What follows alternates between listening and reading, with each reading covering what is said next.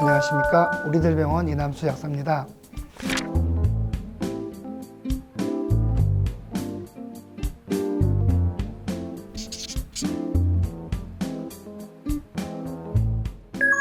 골다공증이란 골밀도 감소와 미세구조 손상으로 인해서 뼈 강도가 약해져서 그 약한 충격에도 쉽게 골절이 일어나는 전신 골질환입니다.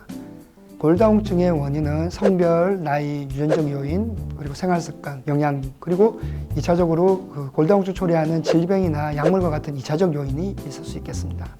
특히 갱년기 여성 같은 경우는 여성 호르몬이 에스트로겐이 감소됨에 따라서 골 흡수가 증가되면서 이 골다공증이 가장 흔한 원인이 되겠고요. 골다공증은 대부분 증상이 없어서 고관절이나 척추 골절로 인해 진단이 이루어지는 경우가 흔한데요. 키가 줄거나 걸음걸이가 이상하다든지 척추 후만증 같이 척추가 뒤로 휘는 현상이거든요. 그런 뼈의 변형이나 통증의 증상을 보이기도 합니다. 두 번째로 볼 건 골다공증 약의 원리입니다. 우리 몸에는 새로운 뼈를 만드는 조골세포라는 거하고 오래된 뼈를 부피를 긁어내서 조직을 파괴시키는 파골세포가 존재합니다. 뼈의 양이 증가하고 감소되는 건 오로지 이 뼈에 존재하는 이 두 세포의 기능에서 좌우되는데요. 뼈를 만드는 세포의 기능을 골 형성이라고 하고 뼈를 파괴시켜서 세포의 기능을 골 흡수라고 합니다. 골 형성에 비해서 골 흡수가 과도하거나 골 형성 기능이 떨어지면 뼈의 양이 감소하고 골다공증을 일으키게 됩니다. 골다공증 약은 골 형성을 촉진시키거나 골 흡수를 억제함으로써 뼈의 양이 감소되는 걸 막거나 뼈의 양을 증가시키는 약물입니다. 세 번째, 골다공증 약의 종류는 작용진에 따라서 크게 골 흡수 억제제와 골 형성 촉진제로 분류될 수가 있겠습니다. 골 흡수 억제제로는 칼슘이나 비타민 D 제제, 비스포스포네이트 제제, 에스트로겐 제제가 있겠고요. 골 형성 촉진제로는 부갑상선 호르몬인 테리파라타이드 주사제가 있겠습니다. 먹는 골다공증 약의 종류는 다음과 같습니다. 칼슘 제제가 있는데 이 칼슘은 뼈를 구성하는 주요 무기질 성분일 뿐만 아니라 신경이나 근육, 정상적인 기능을 수행하는 데도 아주 중요한 역할을 합니다. 혈액 중에 칼슘이 부족하면 골 흡수를 통해서 뼈의 칼슘을 혈액으로 내보내서 혈액의 칼슘 농도를 높이게 됩니다. 칼슘을 보충해 줌으로써 혈액의 칼슘 농도를 높여주면 뼈에서 빠져나가는 칼슘을 억제할 수 있겠습니다. 비타민 D 제제 같은 경우는 칼슘 흡수에도 중요한 역할을 하며 또 이 비타민 D가 부족하게 되면 칼슘 충분히 섭취하더라도 장에서 흡수가 되지 않습니다. 비타민 D는 자외선 노출 시에 피부에서 생합성이 가능하지만 노인이나 영양 상태가 낮다든지 또 태양 노출이 부족한 성인 등에서는 비타민 D가 부족한 상태가 됩니다. 그래서 비타민 D 제제를 복용함으로써 칼슘 흡수를 높이고 따라서 골 흡수를 억제할 수 있겠습니다. 비스포스포네이트 제제는 파골세포의 성숙을 지연시키고 또한 빨리 소멸하게 함으로써 골 흡수를 억제하는 약물입니다.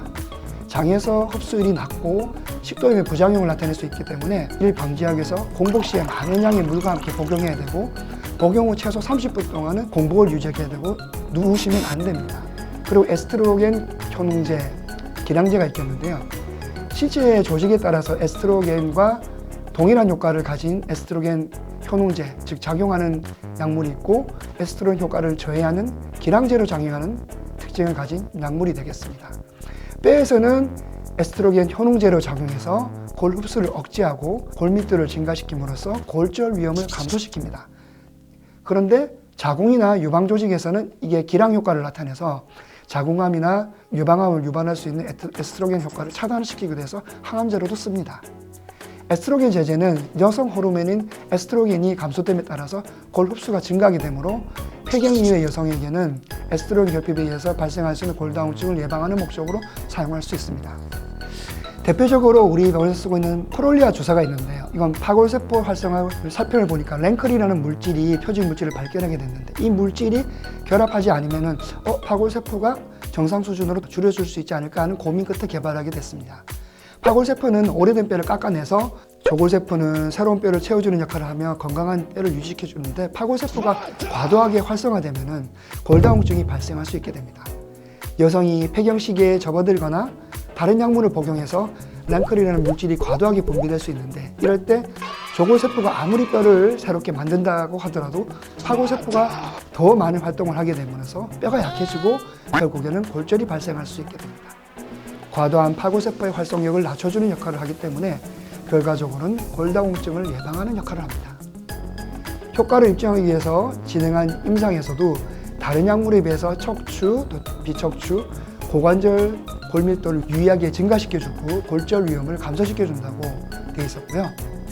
단일 클론 항체로 신장으로 배설되지 않기 때문에 중증 신장의 환자에서도 용량 조절 없이 사용할 수 있다는 장점이 있습니다. 그 다음 주사제는 이베니티가 있는데요. 이건 뼈를 만들어주는 조골세포를 활성화시키는 골형성 촉진제입니다. 조골세포를 활성화시키면서도 파골세포를 약하게 억제하는 이중작용을 갖고 있기 때문에 효과가 더 좋습니다. 이베니티 치료기간은 1년입니다. 골다공증 약의 주의사항을 알아보겠습니다. 부작용이 없느냐? 파골세포를 뼈가 흡수해서 아까 체내에 흡수한 칼슘을 적정량을 유지하게 되는데 파골세포를 활동을 억제하게 되면 체내 칼슘이 오히려 부족하게 됩니다. 그래서 저칼슘 혈증이 올 수 있는데 그래서 골다공증 치료에 필요한 비타민 D와 칼슘을 꼭 보충해 주도록 처방하고 있습니다. 칼슘 제제는 중증의 고칼슘 혈증이나 또는 부갑상선균이 떨어진다든지 그 신부정 환자는 투여하지 않습니다. 비타민 D 제제는 마찬가지로 칼슘 수치가 높은 고칼슘 혈증이나 다른 신결석 환자에게는 사용하지 않습니다. 정기적으로 이런 약물들은 혈액 검사를 해서 혈청 칼슘 수치를 확인해보고 사용하는 게 바람직하다고 할 수 있겠습니다. 비스포스포네이트 제제는 아까 말씀드린 것처럼 식도염이나 식도궤양 등 식도 이상 반응의 위험이 있기 때문에 식도 질환이나 위 십이지장 상부 질환이 있는 사람에게는 투여시 주의해야 됩니다. 즉 식도가 좁아지거나 무이완 즉 늘어나지 않는 등 식도 이상 환자에게는 투여하면 안 됩니다. 적어도 30분 동안 똑바로 앉아 있을 수 없거나 서 있을 수 없는 환자에게는 투여하면 안 됩니다. 저칼슘 혈증이나 중증 신부전 환자에게도 투여하지 않습니다. 에스트로겐 효능제 기란제는 정맥 혈종 색전증을 일으킬 수 있는데 이건 피 안에 피떡이 혈관을 막는 질환인데 이런 질환이 있는 환자에게는 사용하면 안 됩니다. 폐경 후 여성에게만 투여하도록 되어 있고 남성 환자에게는 투여하지 않습니다. 골다공증 약 장기 복용에 관해서 말씀드리겠습니다. 골다공증 약에 대한 인식 개선이 필요한데 고혈압 당뇨약 같은 경우는 우리 국민 인식 개선이 잘 돼 있어서 환자분들이 진단받고 나면 만성질환이니까 평생 관리 잘하면 살아가면 되겠다 생각하지만 골다공증에 대해서는 아직까지 그런 인식이 부족합니다. 골다공증 치료제도 옵션이 점점 다양해지고 치료 패러다임이 변화하고 있습니다. 우선은 목표 달성할 수 있는 약제를 선택해서 맞춤 치료를 하기 위해서 골절 이력이라든지 골밀도 이런 골절 위험을 고려해서 환자에게 가장 적절한 치료제를 사용하면 되겠습니다.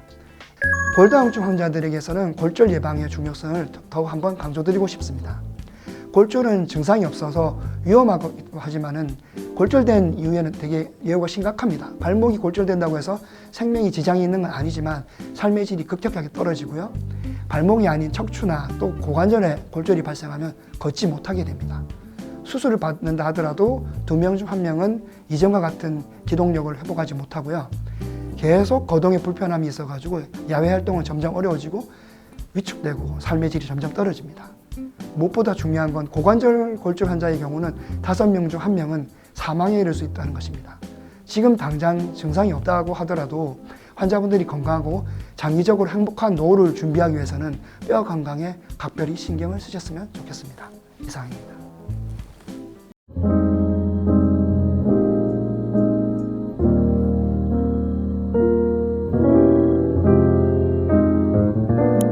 부산 우리들 병원